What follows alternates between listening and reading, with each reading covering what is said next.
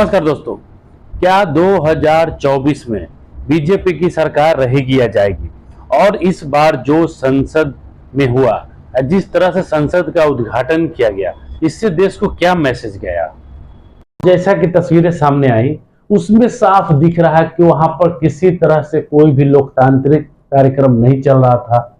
वहां पे पूरी तरह से राज्याभिषेक का कार्यक्रम चल रहा था। वहां पर किसी तरह से ये नहीं लग रहा था कि देश का कोई लोकतांत्रिक प्रधानमंत्री एक लोकतांत्रिक कार्यक्रम में भाग ले रहा है। एक संसद जहां चुने हुए सांसद बैठते हैं, जहां हर विचारधारा के लोग बैठते हैं, जहां हर धर्मों के लोग बैठते हैं, वहां पर एक धार्मिक अनुष्ठान जैसा एक कार्यक्रम का आयोजन किया गया। एक सिंगोल जो चोल साम्राज्य से आया 21वीं सदी में, सोचिए, जो सिंगोल जिसका कोई भी महत्व नहीं है आजकल के समय में, जिसका कोई उपयोगिता नहीं है इस समय में, उसका स्थापना संसद भवन के अंदर किया गया। जैसा कि कहा जाता है कि नेहरू जी को ये दंड मिला जब अंग्रेज देश छोड़कर जा रहे थे, लेकिन इसका कहीं कोई प्रमाण नहीं आया कि सत्ता के हस्तांतरण के रूप में ये दंड उनको मिला।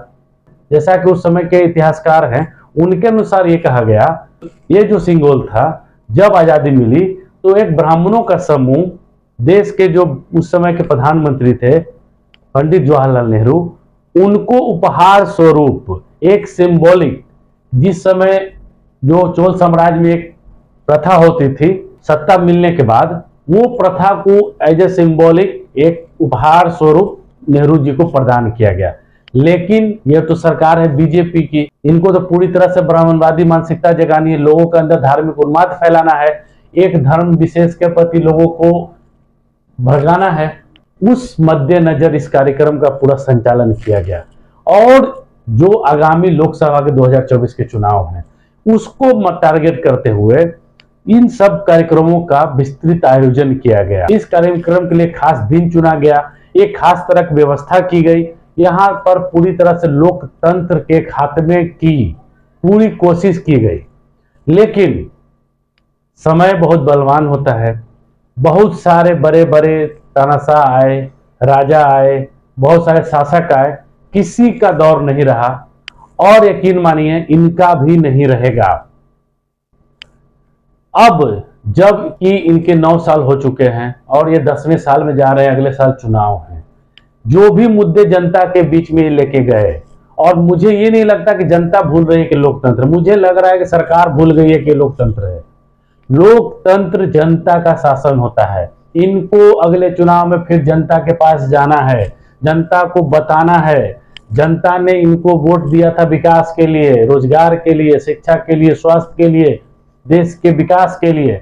लेकिन ये उन सारे मुद्दों को छोड़कर, जबकि उन सब मुद्दों में ये पूरी तरह से विफल हो गए, तो लोगों को फिर से 1000 साल पीछे वाली परंपरा की तरफ धकेल रहे हैं। लोगों को भरमाने का पूरा प्लान, मायाजाल बनाया जा रहा है कि लोग सिर्फ यही चीज देखें, अपने विकास को, अपने रोजगार को, अपने शिक्षा स्वास्थ्य को भूल जाएं, मुख्य मुद्दों को भूल जाएं। लेकिन ऐसा नहीं होने वाला है।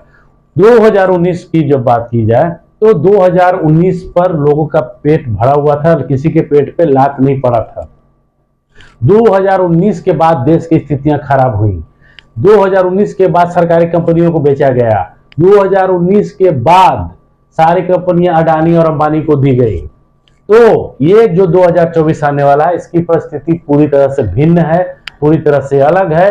और ये जो शेख चिल्ली वाला जो सपना देख रहे हैं कि हम अजय हैं, हमको कोई हरा नहीं सकता, तो इसका ताजा ताजा उदाहरण अभी कर्नाटक के चुनाव में मिला, जहां बीजेपी को धूल चटा दी गई। और सबसे बड़ी और महत्वपूर्ण बात कि जितने भी देश के विपक्षी दल हैं, अब उनको ये समझ आ गया है कि अगर ये सरकार सत्ता में रही तो पार्टी तो छोड़िए, ये देश ही नहीं रहेगा। इसीलिए वो लोग भी अपने अपनी महत्वाकांक्षा को छोड़कर एक दूसरे से जुड़ने को तैयार हैं। और यकीन मानिए आगे आने वाले समय में 2024 में बीजेपी सरकार में नहीं आने वाली है। क्यों? क्योंकि मुद्दे बहुत सारे थे जिसके कारण बीजेपी को वोट मिला, जनता ने इनको वोट दिया। लेकिन बीजेपी लोगों को मुद्दों से भटका कर एक काल्पनिक दुनिया में ले जा रही है। जहां पर कुछ भी सत्य नहीं है, सिर्फ भ्रम का मायाजाल है और कुछ नहीं है। धन्यवाद।